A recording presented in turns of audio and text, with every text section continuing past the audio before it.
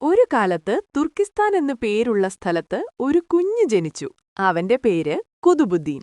ബാല്യത്തിൽ തന്നെ അവനെ അടിമയായി വിറ്റു. പക്ഷെ കുതുബുദ്ദീൻ ബുദ്ധിയുള്ളവനും ധൈര്യമുള്ളവനുമായിരുന്നു.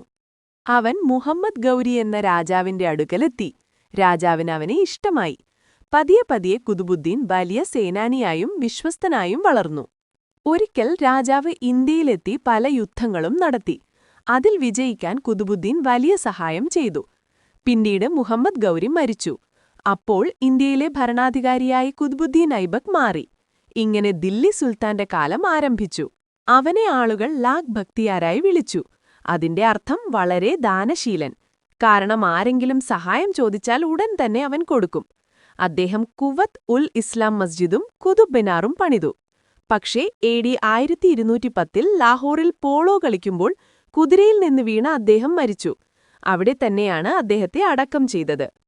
പാഠം: കുതുബുദ്ദീൻ ഐബക്ക് നമ്മെ പഠിപ്പിക്കുന്നത്, ജനനമെങ്ങനെയായാലും ധൈര്യവും സത്യസന്ധതയുമുണ്ടെങ്കിൽ ഒരാൾ രാജാവാനും ചരിത്രത്തിൽ ഇടം നേടാനും കഴിയും.